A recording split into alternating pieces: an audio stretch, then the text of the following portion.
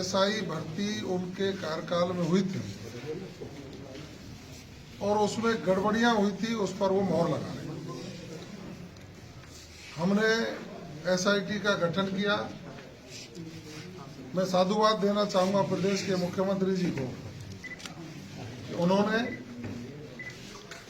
पदभार ग्रहण करने के तुरंत बाद युवाओं के सपनों को साकार करने के लिए एसआईटी का गठन किया। एसओजी ने जांच की और गड़बड़ी करने वाले लोगों के खिलाफ कार्रवाई की। चूंकि अब विषय न्यायालय में है,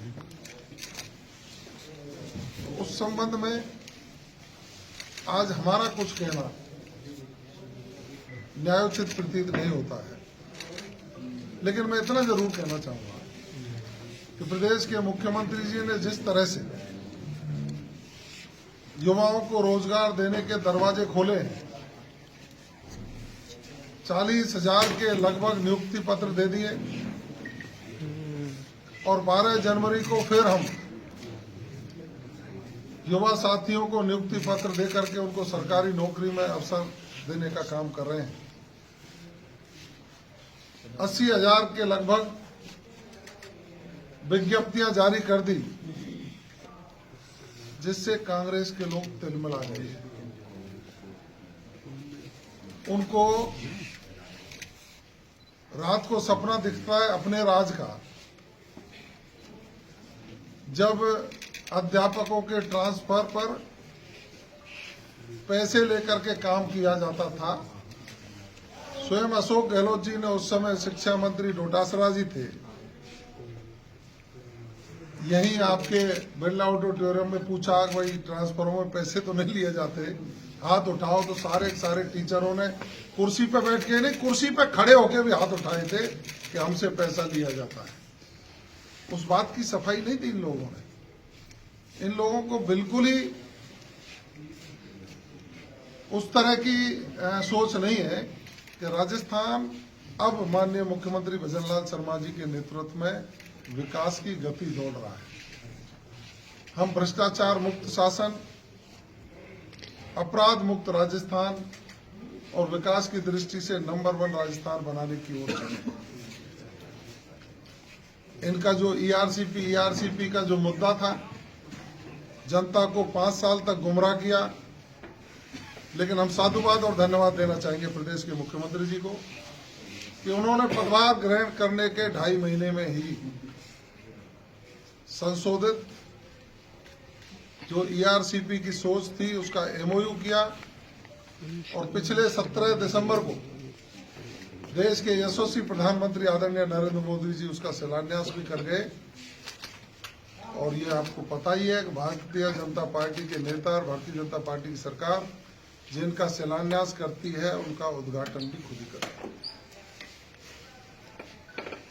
इनकी मति भंग हो गई है। मुझे लगता है कि जब से उपचुनाव के रिजल्ट इनके विपरीत आए हैं, तो ये इनके कांग्रेस के नेता अपनी अपनी उपस्थिति दर्ज कराने के लिए जनता को गुमराह करने का काम करते हैं। ये 5 पैसे 1 पे आ गए और माननीय मुख्यमंत्री जी के कामों पर जो मोहर लगाई राजस्थान की जनता ने, हम 1 से 5 पर पहुंचे। उसी का कारण है कि ये समय समय पर जनता को भ्रमित करने का गलत बयानबाजी करते हैं। इनको चाहिए कि राइजिंग राजस्थान में 35 लाख करोड़ के एमओयू हुए हैं, तो धन्यवाद देना चाहिए था मुख्यमंत्री जी को, क्योंकि हमने तो पहले ही वर्ष में कर दिया साहब। ये तो 3 साल पूरे होने के बाद होटलों पे अनाप शनाप खर्च करते थे और एक भी एमओयू इनका धरातल पर नहीं उतरा। माननीय मुख्यमंत्री जी ने राइजिंग राजस्थान में जितने एमओयू हुए हैं उनका इम्प्लीमेंट हो, धरातल पर आए, इसके लिए अधिकारियों की ड्यूटी सुनिश्चित कर दी। ये होती है ना सरकार। हमने किसानों के हित में निर्णय लिया, समर्थन मूल्य बढ़ाया और आज रिकॉर्ड है कि गेहूं का समर्थन मूल्य पूरे देश में राजस्थान में सर्वाधिक है। हमने 2,000 रुपया किसानों के खातों में पहुंचाने का काम किया। इनको पता नहीं है इनके राज में रोटी मांगती हुई महिलाओं के साथ जयपुर में मुख्यमंत्री की नाक के नीचे बलात्कार होते थे। आज महिला अपराध में पूरे राजस्थान में कमी आई है, संगठित अपराध में बेतहाशा कमी आई है, जबरदस्त कमी देखने को मिली है। और मादक पदार्थों की जो तस्करी लोग करते थे, इनके ही कांग्रेस के नेताओं का उन पर जिस तरह से आशीर्वाद था, आज वो लोग राजस्थान छोड़ करके भाग गए। हमारी राजस्थान की पुलिस उनको पकड़ करके सलाखों के पीछे पहुंचाने का काम कर रही है। अब ये तो इनको ही सोचना चाहिए कि इनका नेता कौन है।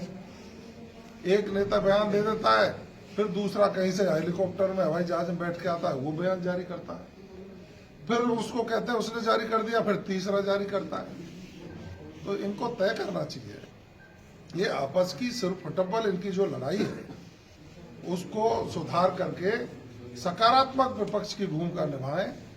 और ये कहते हैं कि हम विधानसभा में देखेंगे,